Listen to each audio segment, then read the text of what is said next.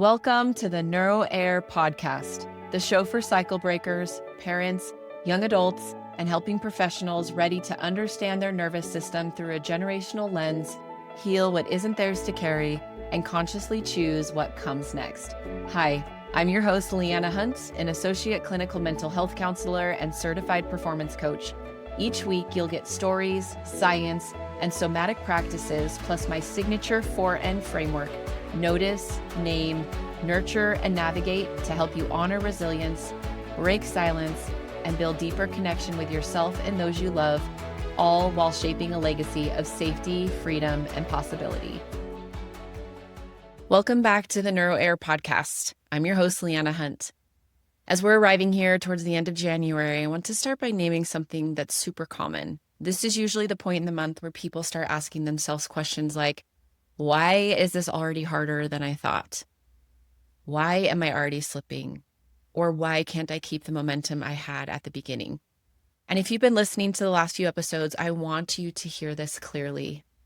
Nothing has gone wrong. And I want you to ask a question to yourself. What if January isn't meant to prove anything about you, but instead it's meant to reveal how your nervous system actually works? In episode 13, we talked about why willpower fails, not because you're broken, but because your nervous system is running the show. And in last week's episode, we talked about baseline frequency, the familiar station that your body returns to over and over, and why sustainable change requires acclimation and not force. So today's episode is about holding on to what you've learned. How do you stay with the changes you're making without abandoning yourself, and also without intentionally burning bridges in the process? Because growth that costs you safety or connection is not growth that will ultimately last. In episode 15, we use the radio dial metaphor. That episode is really important to remember because your nervous system has a baseline frequency, a station it knows how to live in. So if you haven't listened to that, please head back there and then come back to this one. And that is when you begin doing your inner work. You might start touching a new station as your energy shifts. Maybe there's more space there and more rest. Maybe there's more honesty and more regulation. But visiting a new frequency doesn't mean your nervous system knows how to live there yet. So you visit, you come back, you visit again. That back and forth isn't failure. As we talked about last time, it's acclimation. And we also named something really important. When you change your frequency, the people around you who learned how to be with you at that baseline frequency, they don't always know what to do with you at the new frequency. Because again, as we talked about and explored or started to explore, maybe your availability shifts and your boundaries change and your energy just feels different. And this is where many other people get stuck. Not because they don't want to grow, but because growth can often start to feel lonely, maybe destabilizing or guilt-inducing. This is where this episode begins. In a lot of growth spaces, raising your frequency might be framed as being less emotional. Maybe it's being less reactive, being more disciplined, or being beyond old patterns. But here's what often gets missed. If growth requires you to silence parts of yourself, your nervous system doesn't experience that as an evolution. It can experience it as a loss. Self-abandonment doesn't always look dramatic. Sometimes it can look like pushing through exhaustion because, quote unquote, this is good for me. Sometimes it is trying to stay calm instead of telling the truth. Sometimes it's calling pressure discipline. Sometimes it's calling disconnection alignment. And the body knows the difference. A nervous system that feels unseen will not stabilize at a higher frequency. It might perform well for a little bit. It might push through. It might comply for a while, but it will not ultimately integrate. And without integration, change will collapse. Here's the Neuro Air reframe I want to anchor in for you guys today. Higher frequency doesn't come from leaving parts of yourself behind. It actually comes from creating enough safety for more of yourself to come online. Your nervous system doesn't climb like a ladder, it settles. So when safety increases, breath can deepen, reactivity can soften and presence can expand. And that's what I call frequency. This is supported by nervous system research showing that stress and threat reduce access to the parts of the brain responsible for planning, for follow through, and flexible thinking, while regulation restores that access. And as always, as I've said, I've linked the research that supports this in the show notes if you ever want to explore it more on your own. But here's the simple takeaway. If you're trying to hold a new frequency while your body still feels unsafe, your nervous system will eventually pull you back to what's familiar, because familiarity, that word is always so hard for me to say, feels safer than the unknown. Again, what's familiar feels safer than the unknown. Because when you change your frequency, you don't do it in isolation. That's something we also need to remember. As you're changing and you're growing and you're learning and you're healing, you're doing this inside your family system. You're doing this inside a partnership. You're doing this alongside friendships. You're also doing this in your workplace and other social settings and people that know you at what you've always been. And systems seek stability. So when one person shifts, the system can feel it. And this is often where guilt can show up and loneliness, that quiet pull to go back, not because you want to undo your growth, but because your nervous system is wired for connection. And at this point, people tend to swing into extremes.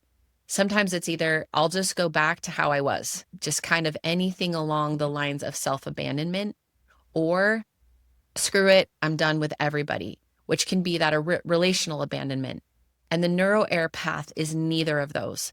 I want to bring us back to the New Year's Eve meditation from episode 12, where we met the warrior and the higher self. I hope you guys did this. And if not, you can always go back and find it and do this throughout the year. It's just not a one-time meditation. You can use it anytime you want to. So as I had you meet the warrior and the higher self, now we're at the end of January. This is exactly when you need that inner team. Your warrior part knows how to show up. The warrior part of you protects commitment. The higher self knows how to pace. Your higher self protects integrity. And if you try to raise your frequency using only the warrior, you're just going to push. And if you try to live from the higher self, you can bypass the body. But sustainable change happens when effort is guided by wisdom and wisdom stays embodied through action. A Neuro Air doesn't exile the warrior part to become enlightened, and they don't silence the higher self to get things done. They let both belong. Now I want to bring willpower back into this conversation, because this is usually the moment people turn on themselves. In episode 13, we talked about something super important.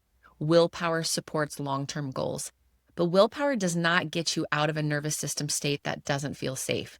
And I want to say that again, because this is where so many people get confused. Willpower is not a rescue tool. It is a support tool. Most definitions of willpower describe it as the ability to resist immediate impulses in order to achieve long-term goals.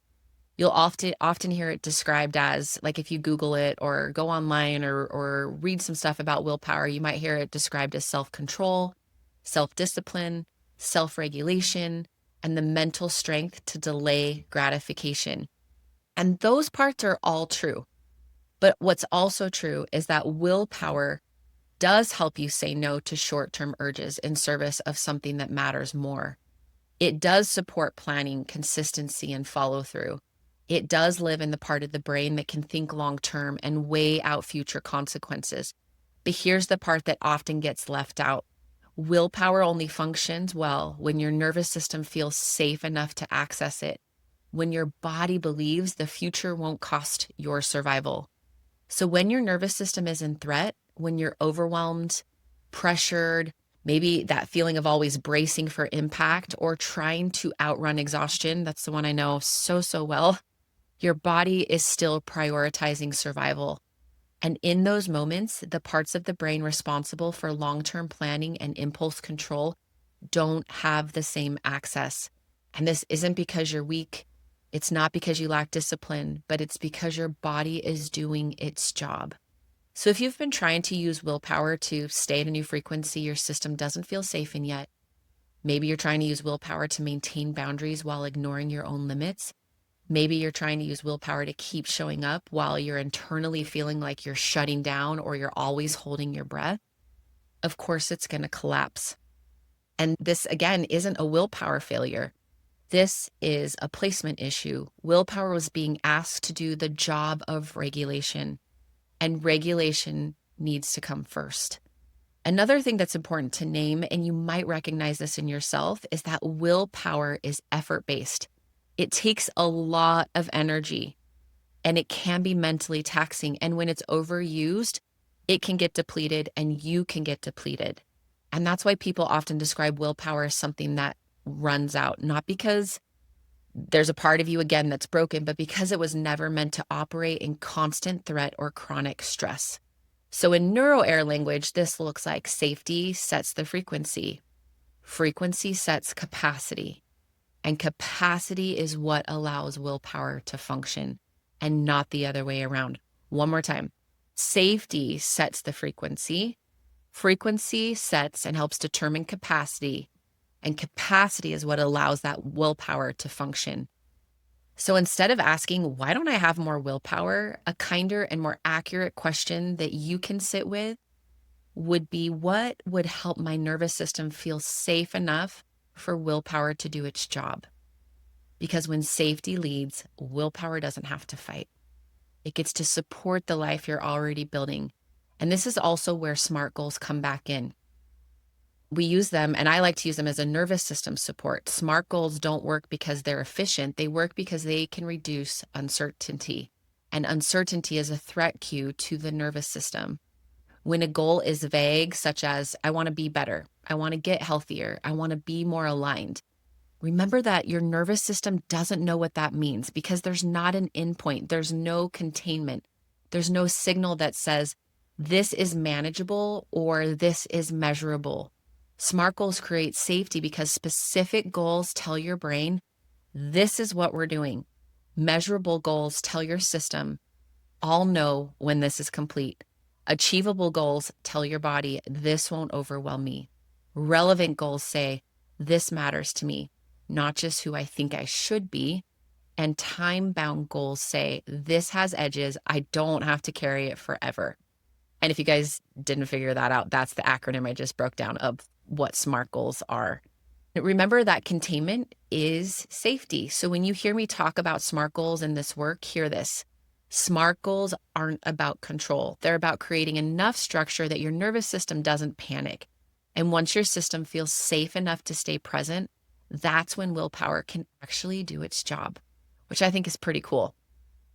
So if episode 15 was about recognizing a new frequency, and today has been about understanding why force doesn't work, I want to spend the next few minutes getting very specific with you, because the real question isn't just, how do I change? It's, how do I stay with the change I'm already making? And is there a way I can do that without turning on myself and also without abandoning relationships that still matter to me?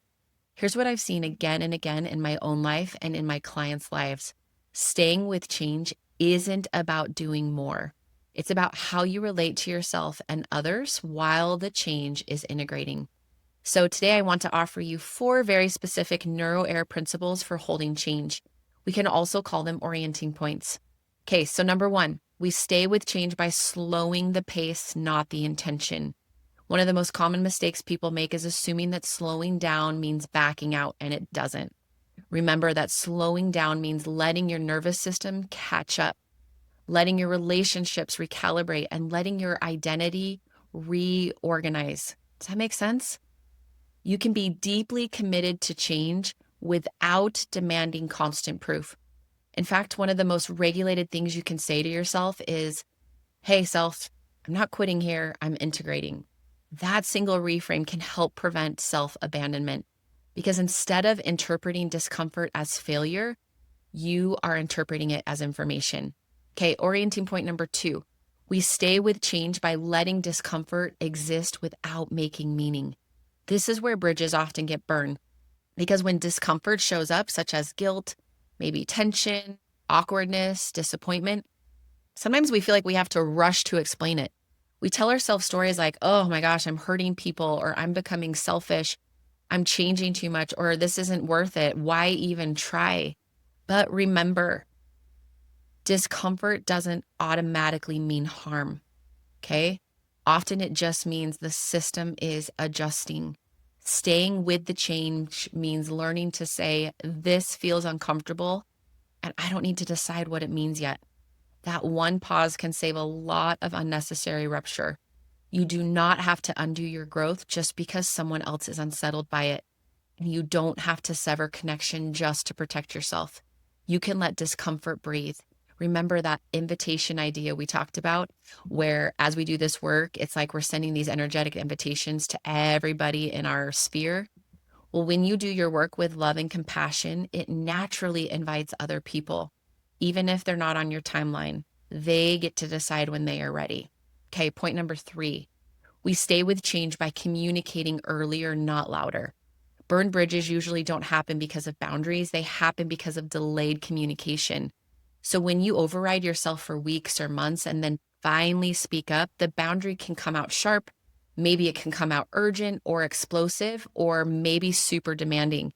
So staying with change looks like naming shifts as they're happening.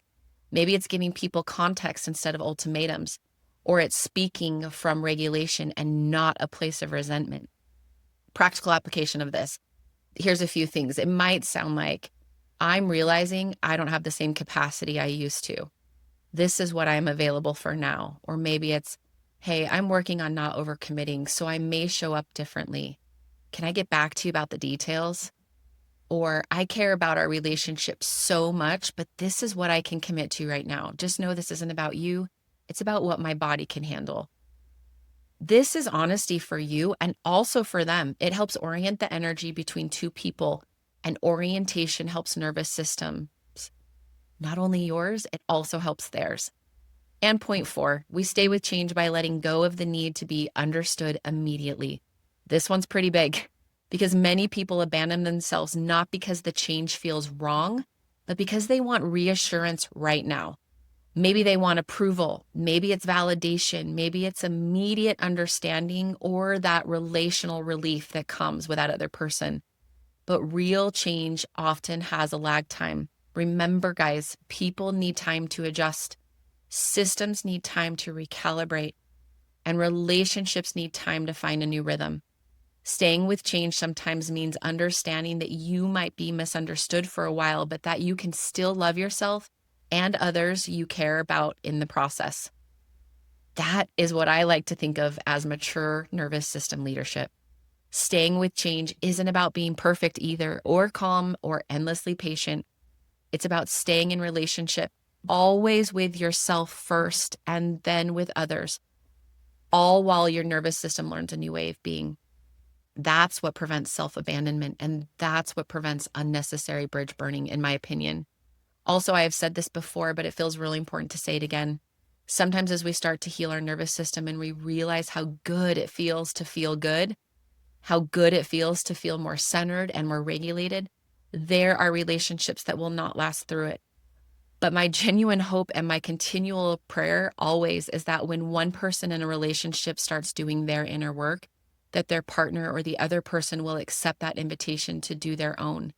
And unfortunately, that will not always be the case. But I also have seen that not right now also doesn't mean never. And sometimes the person you least expect to shift does. One person alone cannot save a relationship.